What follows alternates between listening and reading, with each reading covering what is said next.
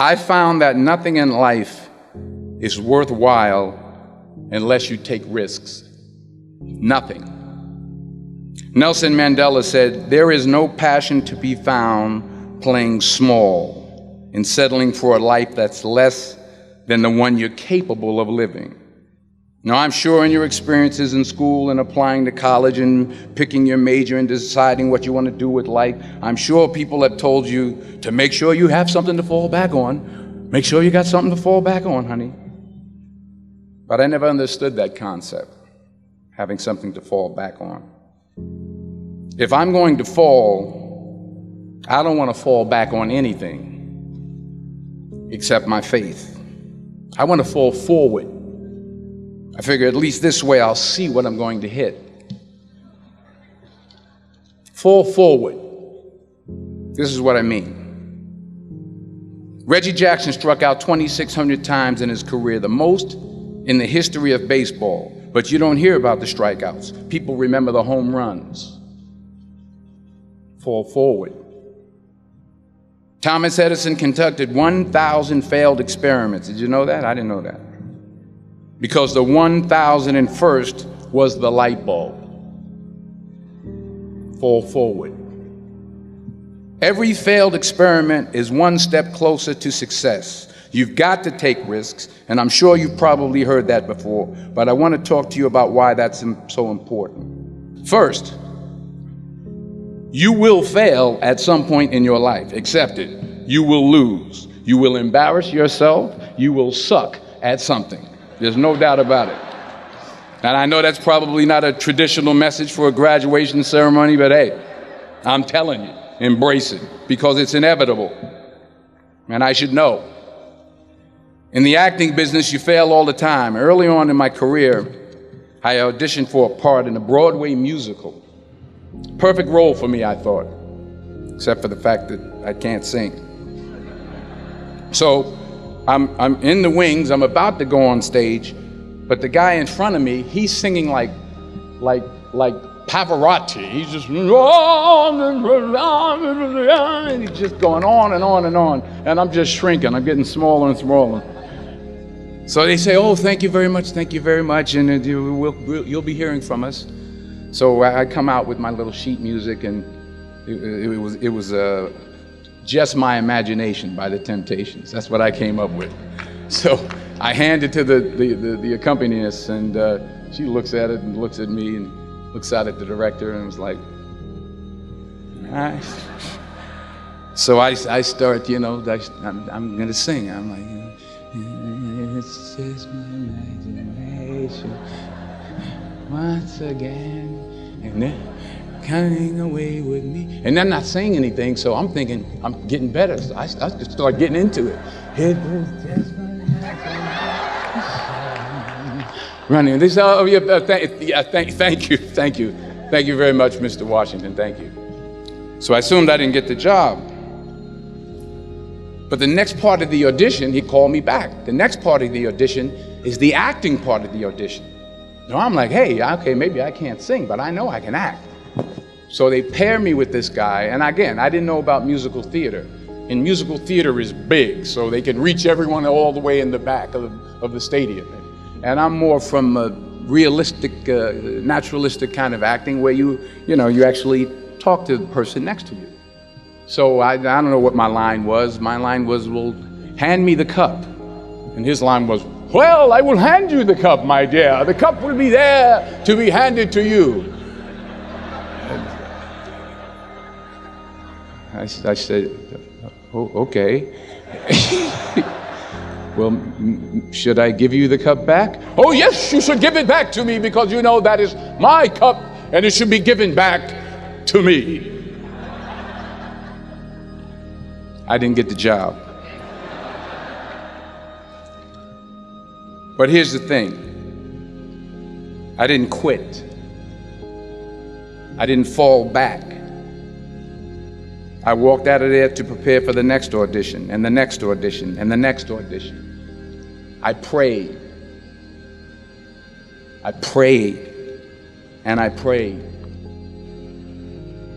But I continued to fail, and fail, and fail. But it didn't matter, because you know what? There's an old saying, you hang around the barbershop long enough, sooner or later you're going to get a haircut.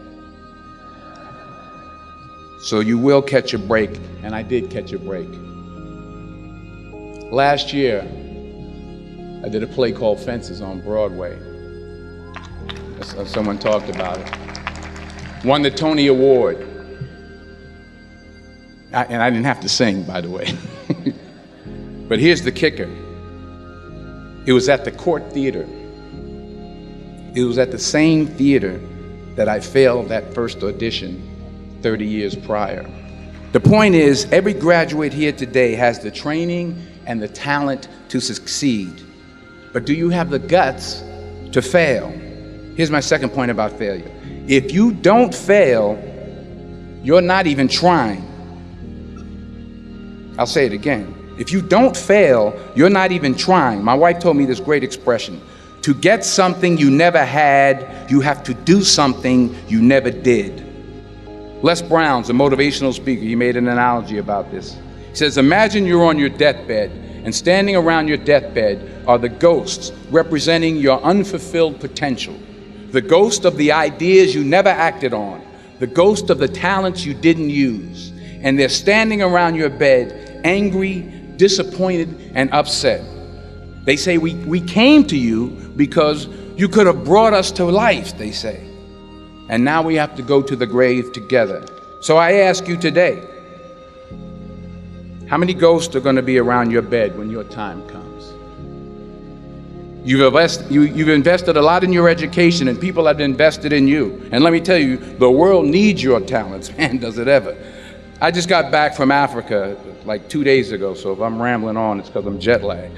I just got back from South Africa. It's a beautiful country, but there are places there with terrible poverty that need help. And Africa is just the tip of the iceberg. The Middle East needs your help. Japan needs your help. Alabama needs your help. Tennessee needs your help. Louisiana needs your help. Philadelphia needs your help. The world needs a lot, and we need it from you. We really do. We need it from you young people. I mean, I'm not speaking for the rest of us up here, but I know I'm getting a little grayer. We need it from you, the young people. So you got to get out there. You got to give it everything you got, whether it's your time, your talent, your prayers, or your treasures. Because remember this, you will never see a U-Haul behind a hearse. You will never see a U-Haul behind a hearse. You can't take it with you. The Egyptians tried it, and all they got was robbed. So the question is, what are you going to do with what you have? I'm not talking about how much you have. Some of you are business majors, some of you are theologians, nurses, sociologists. Some of you have money, some of you have patience, some of you have kindness, some of you have love. Some of you have the gift of long suffering, whatever it is, whatever your gift is. What are you going to do with what you have? All right, now here's my last point about failure. Sometimes it's the best way to figure out where you're going. Your life will never be a straight path. I began at Fordham University as a pre-med student. I took a course called cardiac I still can't say it. Cardiac morphogenesis. I couldn't read it, I couldn't say it, I sure couldn't pass it. So then I decided to go into pre-law, then journalism. And with no academic focus, my grades took off in their own direction. Yeah, down. I was a 1.8 GPA one semester, and the university very politely suggested that it might be better to take some time off. I was 20 years old. I was at my lowest point. And then one day, and I remember the exact day, March 27th, 1975, I was helping my mother in her beauty shop. My mother owned a beauty shop up in Mount Vernon. And there was this older woman who was considered one of the elders in the town. And I didn't know her personally, but I was looking in the mirror, and every time I looked at the mirror, I could see her behind me, and she was staring at me. She just kept looking at me. Every time I looked at her, she kept giving me these strange looks. So she finally took the dryer off her head and said she said something I'll never forget. First of all, she said, somebody give me a piece of paper. Give me a piece of paper. She said, young boy, I have a prophecy, a spiritual prophecy. She said, you are going to travel the world and speak to millions of people. Now, mind you, I'm 20 years old. I'm flunked out of school. In fact, like a wise ass, I'm thinking to myself, maybe she's got something in that crystal ball about me getting back into school next fall. But maybe she was on to something, because later that summer, while working as a counselor at a YMCA camp in Connecticut, we put on a talent show for the campers. And after the show, another counselor came up to me and asked, have you ever thought about acting? You're good at that. So when I got back to Fordham that fall, I got in and I changed my major once again for the last time. And in the years that followed, just as that woman prophesied, I have traveled the world and I have spoken to millions of people through my movies. Millions who up till this day couldn't see me, who up till this day I couldn't see while I was talking to them, and they couldn't see me. They could only see the movie. They couldn't see the real me. But I see you today, and I'm encouraged by what I see. And I'm strengthened by what I see. And I love what I see.